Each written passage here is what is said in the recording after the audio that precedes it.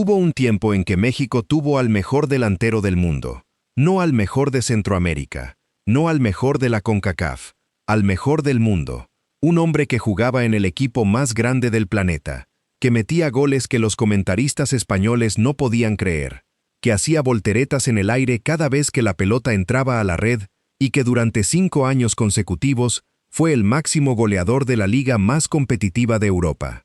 5 veces, seguidas. Nadie lo había hecho antes, nadie lo ha hecho después con esa consistencia. Y era mexicano, de la Ciudad de México, de una familia donde el fútbol se mamaba desde la cuna. Su nombre es Hugo Sánchez. Le decían Hugol, le decían el Pentapichichi, le decían el Niño de Oro. Y durante los años 80, cuando el Real Madrid dominaba el fútbol español, con una generación legendaria conocida como la Quinta del Buitre, el hombre que ponía los goles, el que definía los partidos, el que hacía que 90,000 personas en el Santiago Bernabéu se pusieran de pie gritando, era un mexicano de 1.74 metros que celebraba cada anotación con una maroma en el aire que su hermana gimnasta le había enseñado de niño. 282 partidos oficiales con el Real Madrid, 208 goles, 5 ligas consecutivas, 4 trofeos Pichichi como máximo goleador de España, una Copa de la UEFA, una Bota de Oro, 516 goles en toda su carrera profesional, la cifra más alta que ha conseguido cualquier futbolista mexicano en la historia. La Federación Internacional de Historia y Estadística del Fútbol lo nombró el mejor futbolista de la CONCACAF en el siglo XX y el número 26 del mundo. La FIFA lo metió al Salón de la Fama en 2011. El Real Madrid lo tiene en su página oficial como una de sus leyendas, al lado de Di Stéfano, al lado de Puskás, al lado de los más grandes que han vestido esa camiseta blanca. Y sin embargo, hoy Hugo Sánchez es un hombre que divide a México en dos. La mitad lo adora como el ídolo que demostró que un mexicano podía ser el mejor del mundo en el deporte más grande del planeta. La otra mitad lo detesta, lo llama arrogante, soberbio, insoportable. Lo critican por su personalidad, por su forma de hablar, por esa seguridad en sí mismo que para unos es confianza y para otros es prepotencia. Las redes se llenan de memes burlándose de él. Los comentaristas jóvenes le faltan al respeto. Y mucha gente se pregunta qué fue de él, como si un hombre que metió 208 goles en el Real Madrid pudiera simplemente desaparecer. Pero la verdad sobre Hugo Sánchez es mucho más compleja y mucho más dolorosa de lo que cualquier meme o cualquier crítica puede abarcar. Porque detrás de esa sonrisa confiada, detrás de esas volteretas, detrás de esa voz que siempre suena segura en las transmisiones de televisión, hay un padre que perdió a su hijo de la manera más absurda y más cruel que puedes imaginar. Un padre que 4 meses después perdió a su hermana. Un director técnico al que el fútbol mexicano le cerró las puertas después de haberle dado todo. Y un hombre que a los 67 años sigue esperando que su país le dé el reconocimiento que el mundo entero ya le dio hace décadas. Hoy te voy a contar la historia completa de Hugo Sánchez como nunca te la han contado. Desde la casa donde creció rodeado de fútbol y gimnasia olímpica. Desde los Pumas hasta el Santiago Bernabéu. Desde la cima del mundo hasta la tragedia que le destrozó la vida una noche de noviembre de 2014. Y desde esa tragedia hasta el hombre que es hoy. Un ídolo que desapareció de las canchas, pero que nunca dejó de pelear por lo que cree que merece. Y todo empieza en una familia donde el deporte no era un pasatiempo, era una religión. Hugo Sánchez Márquez nació el 11 de julio de 1958 en la Ciudad de México. Su padre, Héctor Sánchez, había sido futbolista profesional en el Asturias y en el Atlante, 2 equipos de la vieja guardia del fútbol mexicano. No era una estrella, no era un crack, pero era un hombre de cancha, un tipo que conocía el juego por dentro y que le transmitió esa pasión a sus hijos desde que aprendieron a caminar. En esa casa el balón era parte del mobiliario. No había comida sin fútbol. No había conversación sin fútbol. No había domingo sin fútbol. Pero el deporte en la familia Sánchez Márquez no se limitaba al balón, porque Hugo tenía una hermana que iba a marcar su vida de una manera que nadie imaginaba. Se llamaba Erlinda. Y Erlinda no jugaba fútbol. Erlinda volaba. Era gimnasta. Una gimnasta tan buena que representó a México en los Juegos Olímpicos de Montreal 1976. Olimpiadas. Con 18 años, Erlinda Sánchez Estaba compitiendo contra las mejores gimnastas del planeta, mientras su hermano Hugo, que tenía la misma edad, estaba en la misma Villa Olímpica, pero como parte de la selección mexicana de fútbol. Imagina esa escena: dos hermanos, de la misma familia, de la misma casa, de la misma sangre, representando a México, en las Olimpiadas al mismo tiempo, pero en deportes diferentes. Ella volando por el aire, haciendo piruetas en la barra de equilibrio. Él corriendo por la cancha buscando el gol. Y fue ella, Herlinda, la gimnasta olímpica, la que le enseñó al futbolista la voltereta que se convertiría en su sello, en su marca registrada, en la imagen que todo el mundo asocia con Hugo Sánchez. Cada gol que Hugo metió en el Bernabéu, cada maroma que dio frente a 90,000 personas, fue un homenaje a su hermana. Aunque casi nadie lo sabía. Hugo entró a las fuerzas básicas de Pumas de la UNAM a los 11 años, en 1969. Era un niño cuando pisó por primera vez el pasto de la cantera universitaria. Y ahí, mientras aprendía a jugar como profesional, también estudiaba. Porque su madre, Isabel Márquez, le había dejado claro que el fútbol podía acabarse cualquier día, pero los estudios se quedaban para siempre. Hugo estudió odontología en la UNAM. Sí, odontología. El hombre que años después sería el máximo goleador de España, se formó como dentista. Terminó la carrera, no la dejó a medias, la terminó completa, con título, como le había prometido a su madre. Y mientras estudiaba, mientras sacaba materias y hacía prácticas, también se convertía en el delantero más letal del fútbol mexicano. En la temporada 1976-1977, con apenas 18 años, Hugo Sánchez ayudó a los Pumas a ganar el primer campeonato de liga en la historia del club. El primer título. Nunca antes los Pumas habían sido campeones. Y el goleador que los llevó a la gloria era un muchacho que en la mañana iba a clases de anatomía dental y en la tarde entrenaba para meter goles. A partir de ahí, Hugo no paró. Ganó otro título de liga con Pumas. Ganó la Copa de Campeones de la CONCACAF en 1980. Ganó la Copa Interamericana ese mismo año venciendo al Nacional de Montevideo. Se convirtió en el máximo goleador del campeonato mexicano, con 26 goles en una temporada.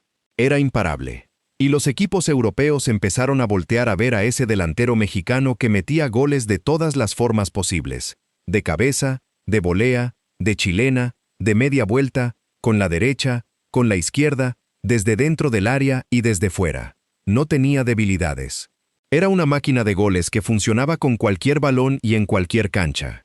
Y entonces llegó la llamada que cambió su vida para siempre. España. El Atlético de Madrid. La puerta de Europa se abría para un muchacho de la Ciudad de México que soñaba con ser el mejor del mundo. Y lo que hizo cuando cruzó esa puerta es algo que ningún futbolista mexicano ha podido igualar hasta el día de hoy. Y probablemente ninguno lo iguale jamás. En 1981, Hugo Sánchez cruzó el Atlántico y llegó a Madrid. No al Real Madrid todavía. Al Atlético de Madrid, el otro grande de la capital española, el equipo del pueblo, el eterno rival del club blanco. Y ahí empezó a demostrar que lo que hacía en México no era producto de una liga débil ni de rivales inferiores. Era talento puro. Era instinto asesino frente al arco. Era algo que no se aprende en ninguna academia ni se compra con ningún contrato. Los primeros meses no fueron fáciles. Nunca son fáciles para un latinoamericano que llega a Europa en los años 80. Había un cupo limitado de extranjeros por equipo. La competencia por esos puestos era feroz. Los rivales eran más duros, más tácticos, más disciplinados que cualquier cosa que Hugo hubiera enfrentado en México. Y la prensa española no perdonaba. Si fallabas un gol, te lo recordaban durante semanas. Si tenías una mala racha, empezaban a pedir tu cabeza. El fútbol europeo era otro mundo, y Hugo tenía que adaptarse o morir. Pero Hugo Sánchez no había cruzado un océano para adaptarse. Había cruzado un océano para conquistar. Y eso fue exactamente lo que hizo. Poco a poco se fue ganando un lugar en el 11 titular del Atlético. Empezó a meter goles. Goles importantes. Goles de esos que ganan partidos y que hacen que la afición empiece a corear tu nombre. En 1985, con el Atlético, ganó la Copa del Rey. Ya era una figura reconocida en España. Ya tenía nombre. Ya tenía respeto. Y entonces pasó lo que tenía que pasar. El Real Madrid se fijó en él. El club más grande del mundo, el equipo de las 13 Copas de Europa, la institución deportiva más importante del planeta, quería al mexicano. Y Hugo no lo pensó dos veces. Sabía que pasar del Atlético al Real Madrid era una traición imperdonable para la afición colchonera. Sabía que lo iban a odiar, que lo iban a insultar cada vez que pisara el Vicente Calderón como visitante. Pero también sabía que el Real Madrid era el Real Madrid, y que si quería ser el mejor del mundo, tenía que jugar en el mejor equipo del mundo. En la temporada 1985-1986, Hugo Sánchez debutó con la camiseta blanca del Real Madrid. Su primer partido de liga fue el 1 de septiembre de 1985, contra el Betis en Sevilla. Y desde ese primer día, el mexicano demostró que había nacido para vestir esa camiseta. Metió 22 goles en su primera temporada y se coronó como el máximo goleador de la Liga Española. El Pichichi, el premio al delantero más letal de España. Y no solo ganó el Pichichi, ganó la Liga. Y ganó la Copa de la UEFA, el segundo torneo europeo más importante de la época. En su primera temporada con el Real Madrid, Hugo Sánchez ganó todo lo que se podía ganar a nivel doméstico y europeo, menos la Copa de Europa. Y eso fue solo el comienzo, porque lo que vino después fue una racha de dominación goleadora que el fútbol español no había visto nunca y que probablemente no volverá a ver. Hugo Sánchez ganó 5 ligas consecutivas con el Real Madrid. 5. De la temporada 1985-1986 a la 1989-1990, el Real Madrid fue campeón de España todos los años. Y el hombre que ponía los goles decisivos, el que aparecía en los momentos cruciales, el que metía la pelota cuando más se necesitaba, era el mexicano. Durante esas 5 ligas, Hugo ganó 4 trofeos Pichichi como máximo goleador. 4 veces en 5 temporadas. El hombre que más goles metía en toda España era un tipo nacido en la Ciudad de México que celebraba cada anotación con una voltereta que su hermana gimnasta le había enseñado. Los números de Hugo Sánchez en esa época son de ciencia ficción. En la temporada 1989-1990, anotó 38 goles en 35 partidos de liga. 38 goles, más de un gol por partido. Y ese año ganó la Bota de Oro Europea como el máximo goleador de todas las ligas del continente. No solo era el mejor de España, era el mejor de Europa. Un mexicano era el delantero más letal de todo el continente que inventó el fútbol moderno. Pero los goles de Hugo Sánchez no eran goles normales. No eran remates fáciles de 3 metros, ni penaltis cómodos, ni cabezazos simples. Eran obras de arte. Hugo Sánchez era un especialista en el gol de chilena. Esa acrobacia donde te lanzas de espaldas al arco. Levantas las piernas por encima de la cabeza y conectas el balón en el aire con una precisión que desafía las leyes de la física. Sus chilenas eran tan espectaculares que la afición del Bernabéu gritaba de emoción antes de que el balón entrara, porque reconocían el movimiento, sabían lo que venía, sabían que cuando Hugo se elevaba en el aire de esa manera, la red iba a temblar. La Quinta del Buitre, esa generación legendaria del Real Madrid, formada por Emilio Butragueño, Michel, Martín Vázquez, Sanchís y Pardesa, es recordada como una de las mejores épocas del club. Pero lo que muchos olvidan es que el goleador de ese equipo, el que ponía las cifras, el que hacía los números, no era ninguno de los 5. Era Hugo Sánchez. El mexicano era la punta de lanza que convertía en goles la magia que los demás creaban. Sin Hugo, la Quinta del Buitre habría sido brillante pero incompleta. Con Hugo, fue imparable. Y aquí hay que hablar de algo que define a Hugo Sánchez como persona y que explica tanto el amor como el odio que genera, su personalidad. Porque Hugo nunca fue un tipo humilde, nunca bajó la cabeza, nunca se hizo el modesto. Cuando le preguntaban si se consideraba el mejor delantero del mundo, no decía, bueno, hay muchos jugadores buenos. Decía que sí, que era el mejor, que estaba al nivel de Maradona y de Platini, que en el campo eran iguales. Y lo decía mirándote a los ojos, con una seguridad que para unos era inspiradora y para otros era insoportable. Esa actitud le ganó admiradores y enemigos en partes iguales. En España lo respetaban porque respaldaba sus palabras con goles. Si decías que eras el mejor y metías 38 goles en una temporada, nadie te podía discutir. Pero en México, donde la cultura del no te la creas pesa más que cualquier estadística, esa actitud le generaba rechazo. Lo llamaban presumido, lo llamaban alzado, lo llamaban creído. Como si un hombre que había logrado lo que ningún otro mexicano en la historia del fútbol no tuviera derecho a sentirse orgulloso de sí mismo. Hugo nunca entendió esa crítica, o mejor dicho, nunca la aceptó. Él venía de una mentalidad ganadora que le decían que si eras bueno, tenías que decirlo, tenías que creértelo, tenías que pararte frente al mundo y reclamar tu lugar. Esa mentalidad funcionaba en el Real Madrid, donde la exigencia era máxima y la mediocridad no se toleraba. Pero en México, esa mentalidad chocaba con una cultura que premia la modestia y castiga la autoconfianza. Pero mientras el mundo debatía si Hugo Sánchez era un genio arrogante o un arrogante genial, había algo que nadie podía discutir. El hombre metía goles. Los metía en cantidades industriales. Los metía de todas las formas posibles. Y los celebraba con esa voltereta que era un homenaje silencioso a una hermana gimnasta que el público ni siquiera sabía que existía. En 1992, después de 7 temporadas en el Real Madrid, después de 208 goles, después de 5 ligas, después de 4 pichichis, después de una bota de oro, después de haberlo ganado casi todo, Hugo Sánchez dejó el club. El final no fue bonito. Las últimas temporadas ya no eran las mismas. Los goles habían bajado. El cuerpo ya no respondía igual. La competencia interna era feroz, y los jóvenes venían empujando. Hugo tenía 34 años, y el Real Madrid decidió que era hora de buscar nuevas opciones. La despedida fue amarga. No hubo homenaje, no hubo partido de despedida, no hubo reconocimiento público a la altura de lo que Hugo había dado al club durante 7 años. Se fue como se van muchos grandes, por la puerta de atrás, con el sabor amargo de saber que cuando dejas de meter goles, la gratitud del fútbol tiene memoria corta.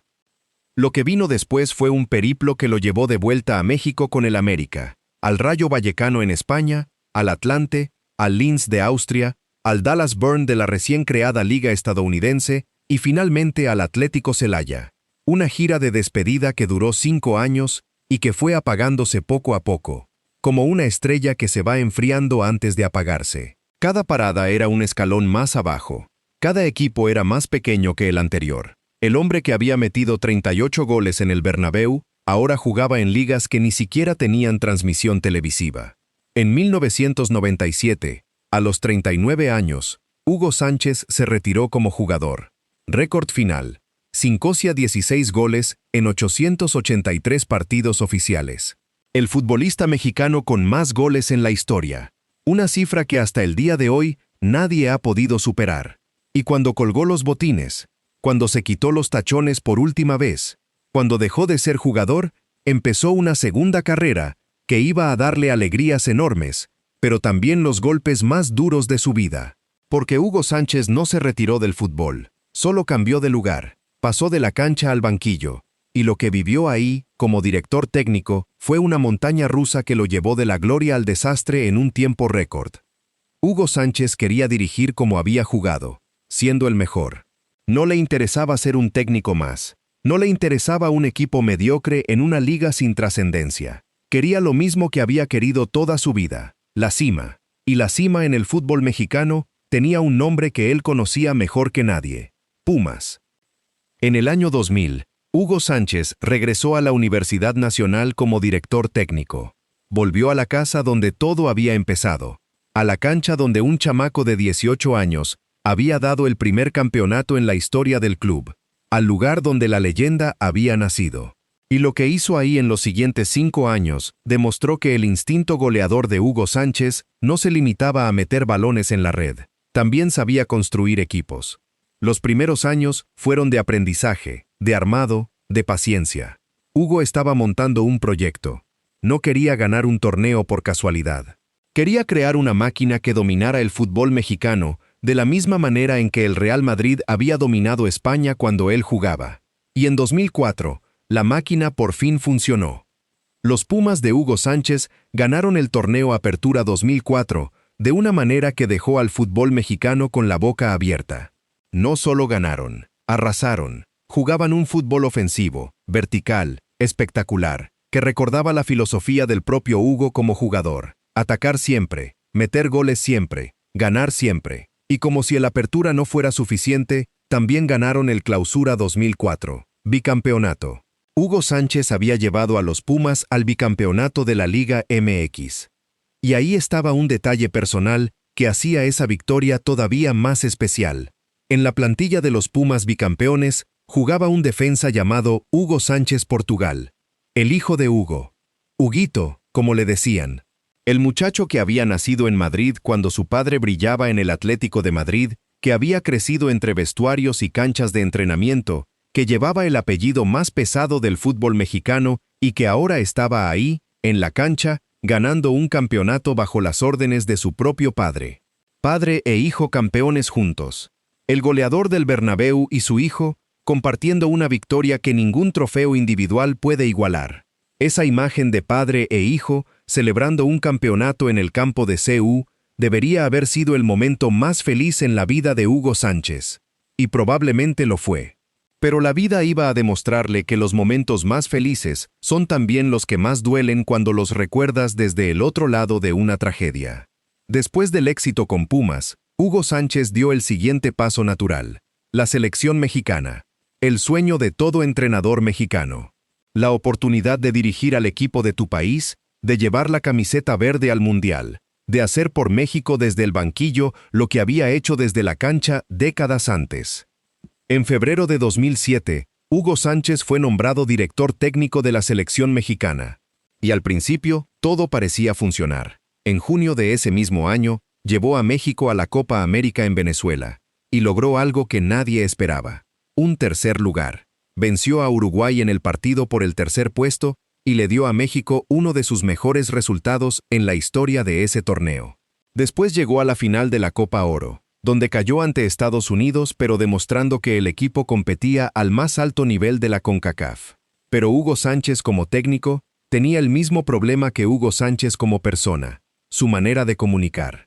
Su estilo directo, su seguridad absoluta en sus decisiones, su negativa a aceptar críticas sin responder con la misma moneda, empezaron a generar conflictos con la prensa, con los directivos y con algunos jugadores. La prensa deportiva mexicana lo atacaba constantemente. Los comentaristas lo cuestionaban en cada conferencia. Y Hugo respondía como siempre había respondido, sin bajar la cabeza, sin pedir perdón, sin suavizar sus palabras. Una frase que dijo en esa época resume perfectamente su visión y su frustración. Dijo que les había pedido 3 procesos mundialistas para hacer a México campeón del mundo, pero que no se lo dieron. 3 mundiales. Hugo Sánchez creía genuinamente que si le daban el tiempo suficiente, podía llevar a México a ganar una Copa del Mundo.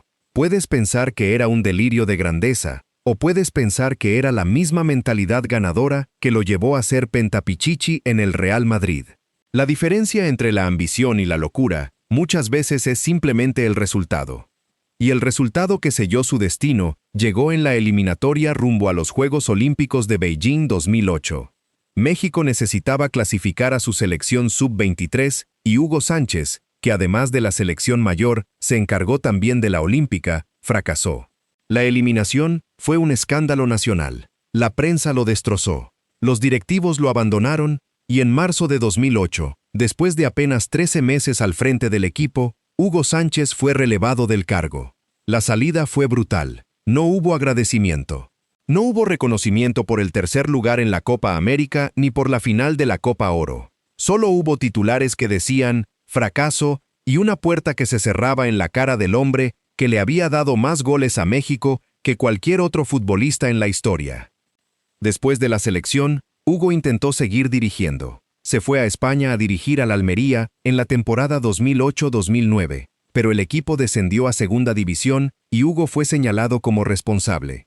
Regresó a México en 2012 para dirigir al Pachuca, pero el proyecto duró poco y los resultados no acompañaron. Las puertas del banquillo se fueron cerrando una a una. El hombre que había metido 208 goles en el Real Madrid no encontraba un equipo que lo quisiera como técnico.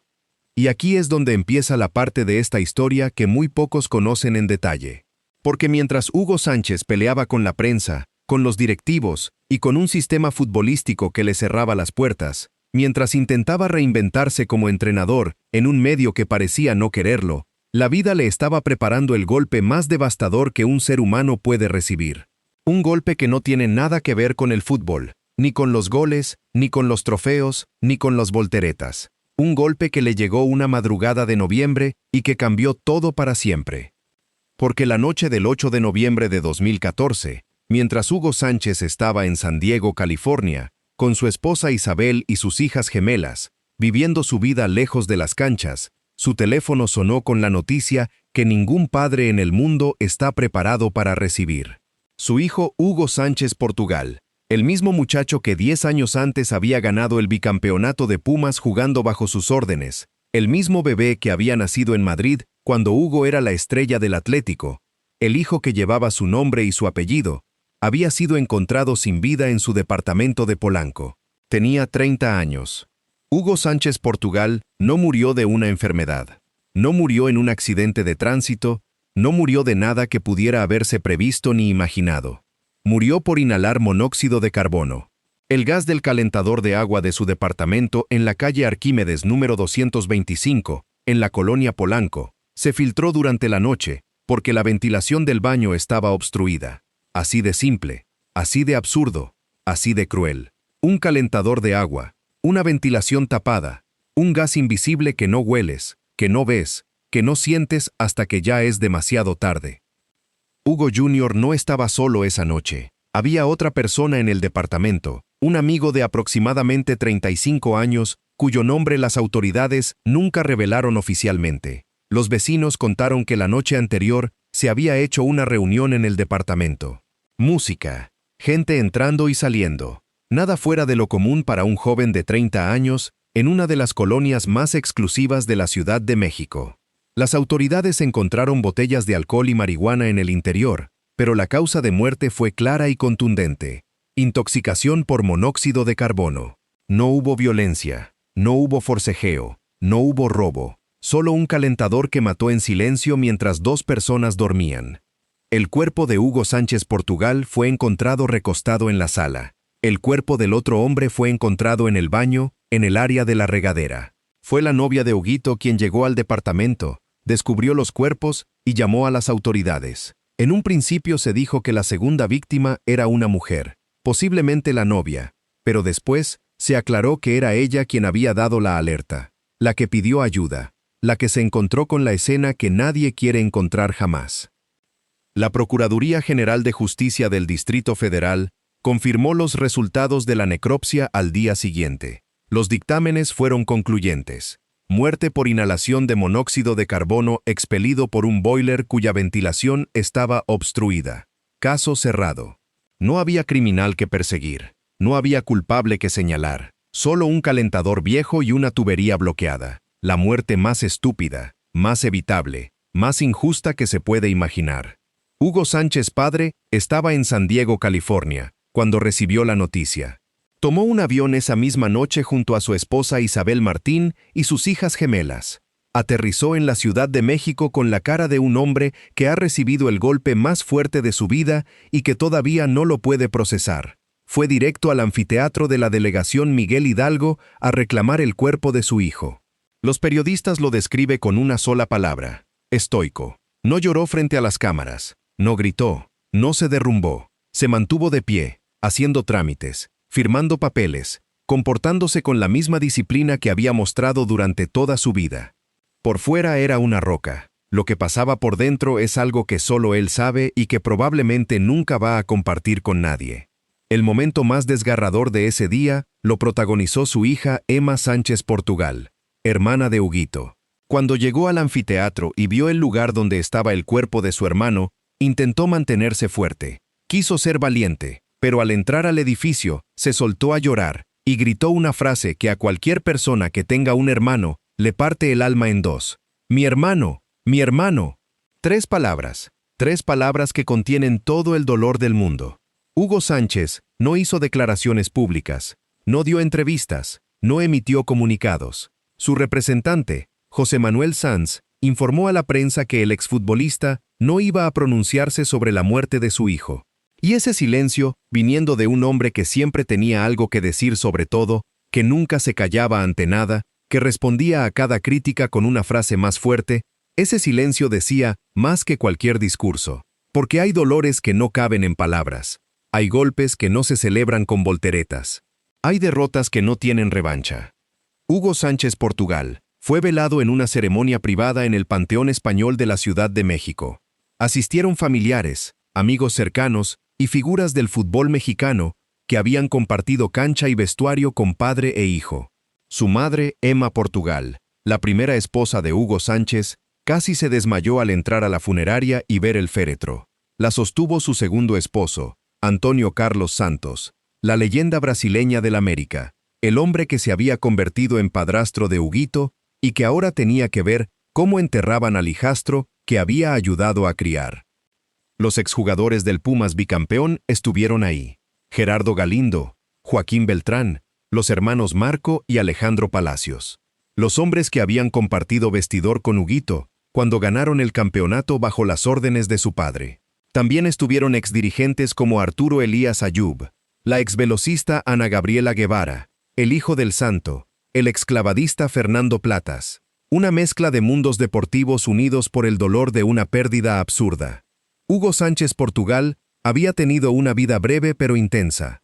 Nació el 15 de junio de 1984 en Madrid, cuando su padre jugaba en el Atlético. Creció entre España y México. Fue futbolista como su padre, aunque nunca alcanzó ni de lejos el nivel del viejo. Jugó como defensa en Pumas, donde ganó el bicampeonato de 2004 con su padre como técnico.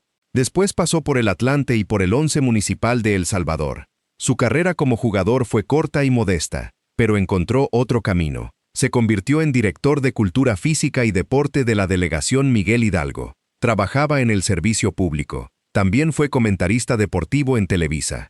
Estaba construyendo su propia vida, lejos del peso del apellido, lejos de la sombra del padre, lejos de la comparación que persigue a todo hijo de una leyenda. Y de repente, un calentador de agua se lo llevó todo.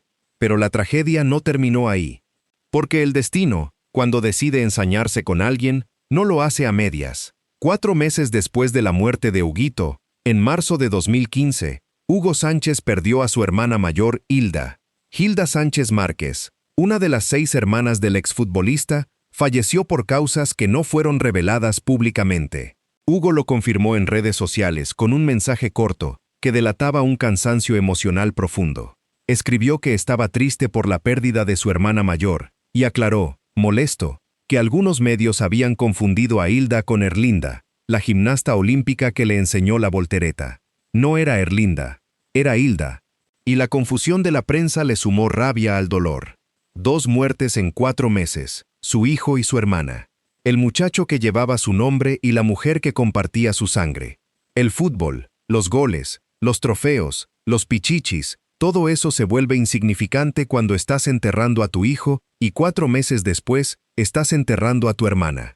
Porque puedes tener 208 goles en el Real Madrid, puedes tener 5 ligas consecutivas, puedes tener el récord de goles más alto en la historia del fútbol mexicano, pero nada de eso te protege de la muerte. Nada de eso te prepara para recibir una llamada a medianoche diciéndote que tu hijo ya no está. Nada de eso te sirve cuando estás parado frente a un ataúd y la persona que está adentro es alguien que tú trajiste al mundo. Hugo Sánchez nunca ha hablado públicamente de cómo procesó esas pérdidas. No ha dado entrevistas profundas sobre lo que sintió, sobre cómo sobrellevó el duelo, sobre las noches que seguramente fueron las más largas de su vida.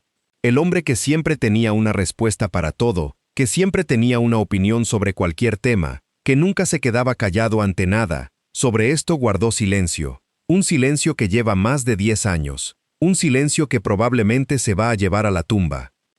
Y lo que hizo después de esas tragedias dice mucho sobre quién es Hugo Sánchez cuando se le quitan los reflectores y las cámaras. Porque no se derrumbó públicamente, no desapareció, no se encerró en su casa a esperar que el dolor pasara. Hizo lo que había hecho toda su vida. Se levantó, se puso el traje, se sentó frente a una cámara y siguió trabajando. Siguió opinando. Siguió siendo Hugo Sánchez. Como si nada hubiera pasado, aunque todo hubiera pasado. Y eso es algo que la gente que lo critica por arrogante nunca tuvo en cuenta.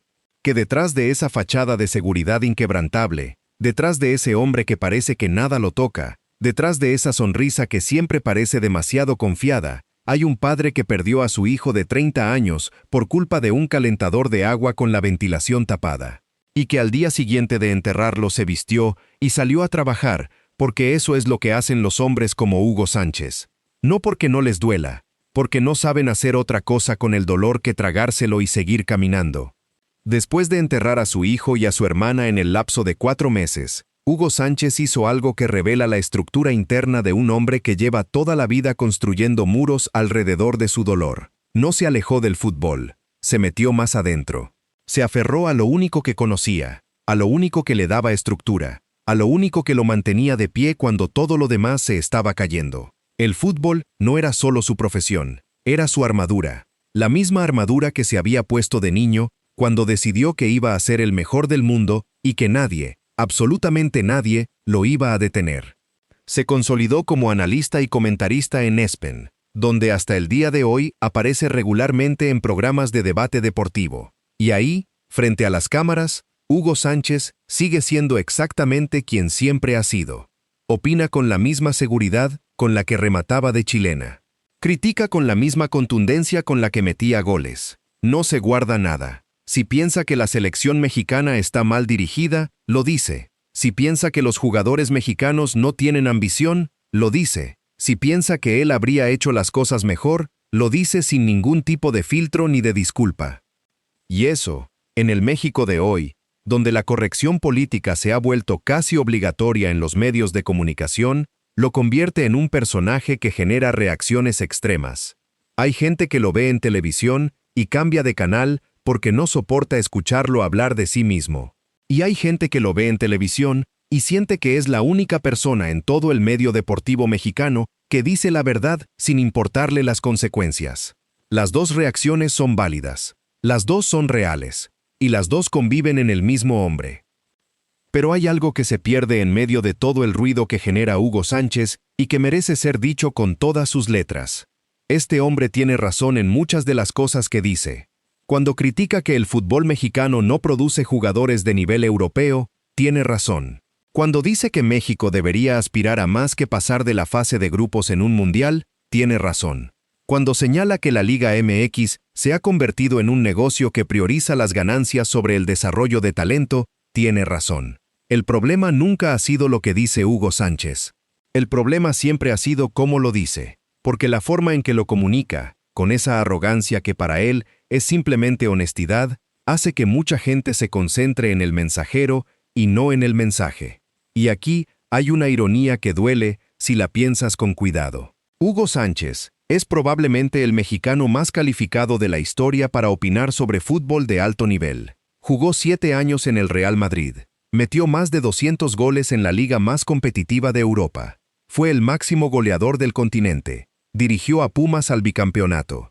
Llevó a la selección a un tercer lugar en la Copa América. Ha visto el fútbol desde todos los ángulos posibles, como jugador de élite, como entrenador campeón y como analista con décadas de experiencia. Y sin embargo, el fútbol mexicano no lo quiere, no lo busca. No le da trabajo como entrenador, no le da un cargo directivo, no le da nada. Desde que dejó el banquillo del Pachuca en 2012, Hugo Sánchez no ha vuelto a dirigir un equipo profesional. Más de 13 años sin que nadie en México lo llame para ofrecerle un proyecto. Más de 13 años sin que ningún directivo le toque la puerta para decirle, oye Hugo, tú que ganaste 5 ligas con el Real Madrid y un bicampeonato con Pumas, ¿quieres ayudarnos? Nada. El silencio más estruendoso del fútbol mexicano. Y Hugo lo sabe, lo siente, lo lleva como una espina que nunca se termina de sacar. En una entrevista previa al sorteo del Mundial 2026, cuando le preguntaron qué pensaba de la selección mexicana, dijo algo que resume toda su frustración acumulada. Yo les pedí 3 procesos mundialistas para hacer a México campeón del mundo, pero no fue así. Ahora estamos un poco bastante jodidos. 3 procesos, 15 años. Hugo Sánchez estaba convencido de que con el tiempo suficiente y la confianza suficiente podía hacer lo que ningún técnico mexicano ha logrado jamás. Y México le dijo que no. Le dio 13 meses y lo echó. La pregunta que flota en el aire, la que nadie quiere hacerse pero que es inevitable, es si México trató a Hugo Sánchez como merecía ser tratado. Porque piénsalo un momento.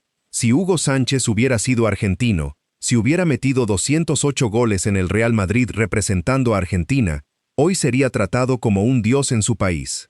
Tendría estatuas, tendría estadios con su nombre, tendría un puesto vitalicio en la Asociación de Fútbol. Lo llamarían para cada decisión importante. Lo consultarían como el oráculo máximo del fútbol nacional. Pero Hugo Sánchez es mexicano. Y en México, la cultura del cangrejo, esa cultura que jala hacia abajo al que intenta subir, funciona con una precisión quirúrgica cuando se trata de derribar a sus propios ídolos. A Hugo lo critican por arrogante, lo critican por creído, lo critican por hablar demasiado, pero nadie lo critica por lo que hizo en la cancha, porque lo que hizo en la cancha es incriticable. 16 goles, 5 ligas con el Real Madrid, 4 pichichis, una bota de oro, el mejor futbolista de la CONCACAF en el siglo XX. Eso está escrito en piedra y nadie lo puede borrar. Y mientras México debate si Hugo Sánchez es insoportable o admirable, el mundo ya decidió hace mucho tiempo. La FIFA lo puso en su Salón de la Fama en 2011, un reconocimiento que solo reciben los más grandes de todos los tiempos. El Real Madrid lo tiene en su lista de leyendas oficiales, al lado de nombres que cualquier aficionado del fútbol reconoce como sagrados. La IFS lo nombró el número 26 del mundo en el siglo XX. El planeta entero le dio su lugar. Solo su país sigue regateándole el reconocimiento que merece. Pero hay otro aspecto de Hugo Sánchez, después de las tragedias, que rara vez se cuenta y que muestra una faceta completamente diferente del hombre que el público cree conocer. Porque lejos de las cámaras, lejos de los estudios de televisión, lejos de las polémicas y las declaraciones que generan titulares, Hugo Sánchez ha hecho algo que pocos exfutbolistas de su estatura hacen. Ha trabajado activamente para mantener vivo el legado del fútbol mexicano en el mundo. Fue él quien inauguró la primera tienda oficial del Real Madrid en el continente americano, ubicada en el centro de la Ciudad de México. Fue él quien ha servido de puente entre el fútbol mexicano y el fútbol español durante décadas, llevando y trayendo conexiones, abriendo puertas para jugadores mexicanos que quieren dar el salto a Europa, usando su nombre y su prestigio para abrir caminos que antes de él simplemente no existían. Porque antes de Hugo Sánchez, la idea de que un mexicano pudiera jugar en el Real Madrid era un chiste, un delirio, una fantasía de borracho.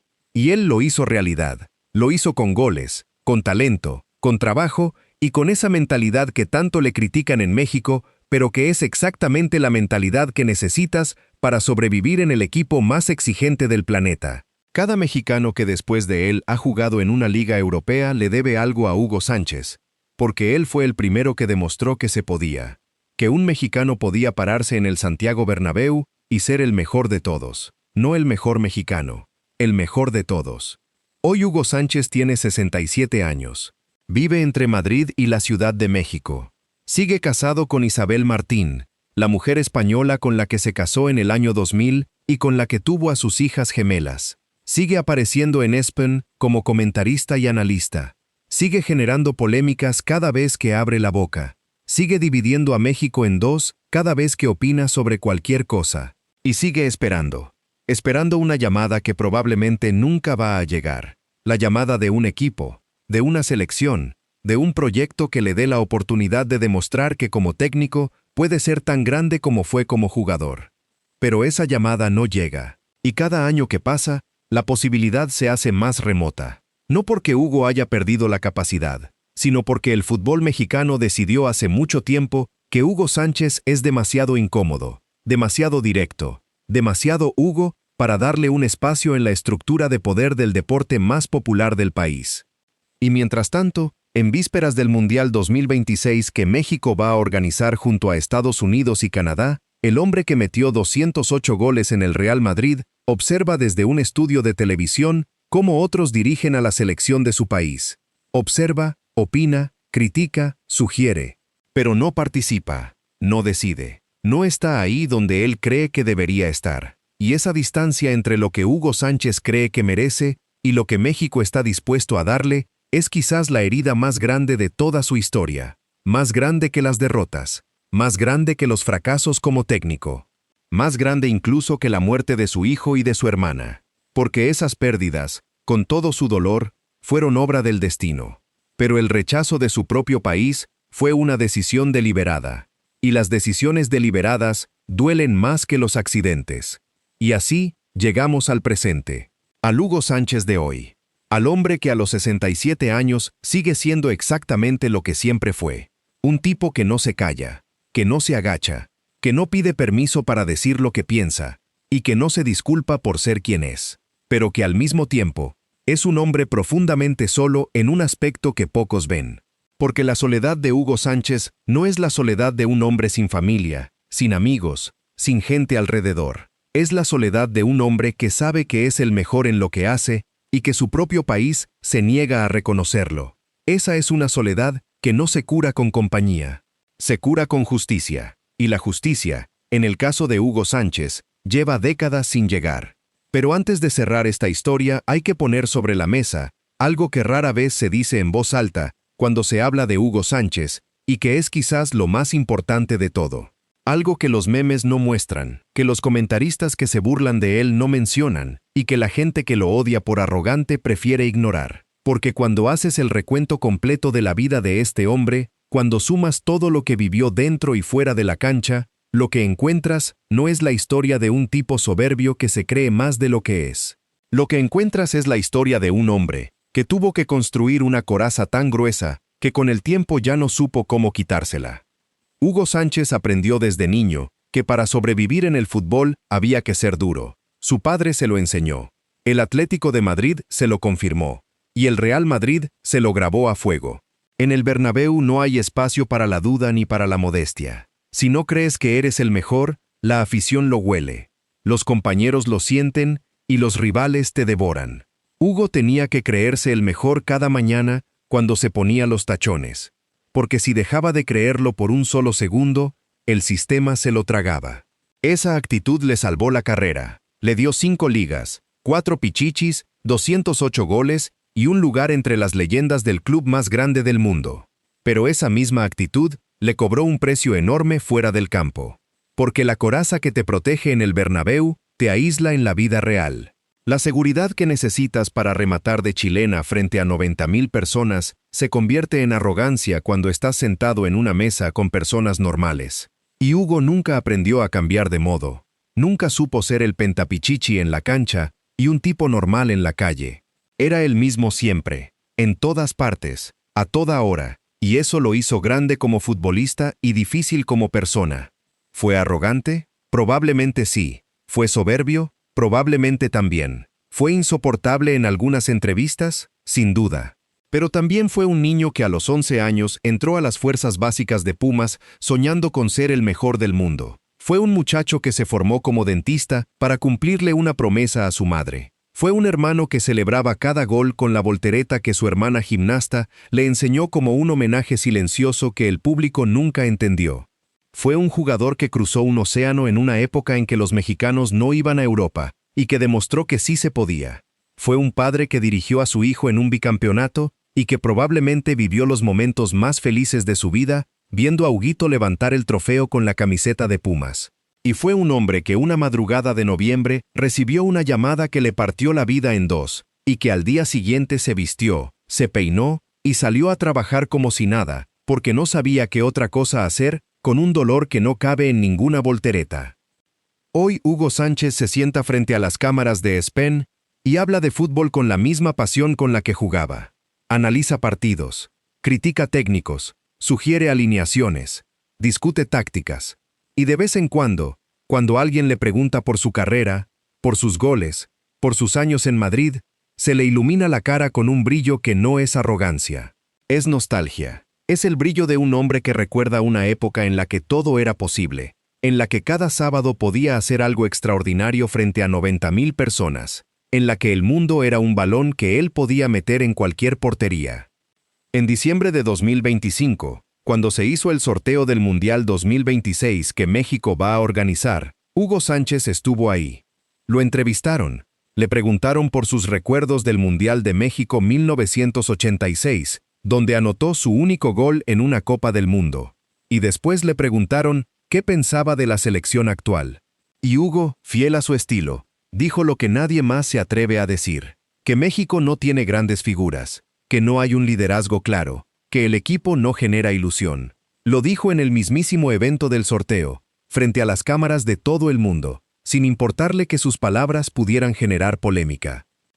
¿Fue imprudente? Quizás. ¿Fue inoportuno? Probablemente. Tenía razón. La cancha lo dirá. Pero lo que esas declaraciones muestran es que Hugo Sánchez sigue siendo el mismo tipo de siempre. El que no se calla, el que no se agacha, el que prefiere decir una verdad incómoda a soltar una mentira bonita. Puedes amarlo o puedes odiarlo por eso, pero no puedes ignorarlo. Nunca has podido ignorar a Hugo Sánchez, ni cuando metía goles ni cuando opina sobre ellos. Y hay algo profundamente injusto en la manera en que México trata a Hugo Sánchez, que se hace evidente cuando lo comparas con lo que pasa en otros países. En Argentina, Maradona murió y lo lloraron como a un rey. En Brasil, Pelé murió y lo velaron en un estadio. En Francia, Platini sigue siendo consultado como un sabio del fútbol. En todos esos países, a sus máximos ídolos los tratan con una reverencia que en México no existe para Hugo Sánchez. Aquí al máximo goleador de la historia, al único mexicano que ha sido leyenda del Real Madrid, al tipo que fue nombrado el mejor de la CONCACAF en un siglo entero, lo tratan como un comentarista más, como un opinador de los que sobran en la televisión, como si sus cuntayos 16 goles fueran una anécdota y no un monumento. Pero Hugo no se queja, o mejor dicho, no se queja de eso. Se queja de la selección, se queja de los directivos, se queja de que el fútbol mexicano piensa en chico. Pero de su propio lugar en la historia, de su propio reconocimiento, no dice nada. Simplemente está ahí, presente, visible, esperando que algún día México entienda lo que el mundo entendió hace 40 años, que ese hombre que hace volteretas frente a las cámaras no es un arrogante que se cree más que los demás. Es un mexicano que fue más que los demás, y que la diferencia entre la arrogancia y la verdad es simplemente el tamaño de tus logros. Hay una frase que Hugo Sánchez repite cada vez que alguien le pregunta si se sentía inferior a Maradona o a Platini cuando jugaba en Europa. Y la frase es esta: yo nunca me sentí menos que Maradona o Platini. En el campo éramos iguales. Léela otra vez. No dice que era mejor, no dice que era superior, dice que eran iguales, que en el campo, cuando sonaba el silbato, cuando la pelota estaba en juego, él no le tenía miedo a nadie, que se paraba frente a los mejores del mundo con la misma seguridad con la que se paraba frente a cualquiera, y que esa seguridad no era fanfarronería. Era la verdad de un hombre que metía 38 goles por temporada en la liga más difícil del mundo. Esa mentalidad es lo que separa a Hugo Sánchez de todos los demás futbolistas mexicanos que han existido y de todos los que probablemente van a existir. No es el talento, que lo tenía de sobra. No es la técnica, que era impecable. No es el gol, que era su religión. Es la mentalidad, la creencia absoluta, total, inquebrantable de que un mexicano puede ser el mejor del mundo, no el mejor de Centroamérica, no el mejor de la CONCACAF, el mejor del mundo. Hugo Sánchez creía eso con cada célula de su cuerpo, y lo demostró con cada gol que metió. Y eso es lo que México debería aprender de Hugo Sánchez en lugar de burlarse de él, que pensar en grande no es arrogancia, que creerte capaz de lo extraordinario no es soberbia, que pararte frente al mundo y decir, soy el mejor, cuando tus números lo respaldan, no es presunción. Es la actitud que necesitas para hacer cosas que nadie ha hecho. Y Hugo hizo cosas que nadie ha hecho. 208 goles en el Real Madrid. 5 ligas consecutivas. 4 pichichis. Bota de oro. Eso no lo logró un hombre humilde que bajaba la cabeza y pedía permiso para existir. Eso lo logró un hombre que se plantó frente al espejo cada mañana y se dijo a sí mismo que era el mejor. Y después salió a la cancha a demostrarlo. La próxima vez que veas a Hugo Sánchez en televisión, opinando con esa seguridad que para muchos es excesiva, acuérdate de todo esto. Acuérdate de que ese hombre metió más goles que cualquier otro mexicano en la historia. Acuérdate de que fue leyenda del equipo más grande del mundo. Acuérdate de la voltereta que su hermana gimnasta le enseñó y que se convirtió en el símbolo de la alegría más pura del fútbol. Acuérdate de que perdió a su hijo de 30 años por culpa de un calentador de agua con la ventilación obstruida y que al día siguiente se vistió y salió a trabajar porque no sabía hacer otra cosa con el dolor. Acuérdate de que su propio país nunca le dio lo que merece. Y acuérdate de que a pesar de todo eso, a pesar de las tragedias, A pesar del rechazo, a pesar de las burlas y los memes, Hugo Sánchez sigue ahí, sigue de pie, sigue opinando, sigue creyendo que México puede ser campeón del mundo. Sigue siendo el mismo chamaco de 11 años que entró a las fuerzas básicas de Pumas soñando con ser el mejor del planeta. Porque si algo nos enseña la vida de Hugo Sánchez es que la grandeza no se mide en trofeos, ni en goles, ni en ligas ganadas. Se mide en la capacidad de seguir creyendo en ti mismo cuando todo el mundo dejó de hacerlo. Se mide en la fuerza de levantarte después de enterrar a tu hijo y seguir trabajando. Se mide en la terquedad de seguir diciendo la verdad aunque la verdad sea incómoda y aunque nadie quiera escucharla. Y se mide en esa voltereta que Hugo daba cada vez que metía un gol. Esa maroma en el aire que era un grito silencioso que decía, soy mexicano, estoy aquí, soy el mejor, y no pienso disculparme por ello. Dale like, suscríbete y comparte este video, porque historias como esta no merecen quedarse en el olvido. Nos vemos en el próximo.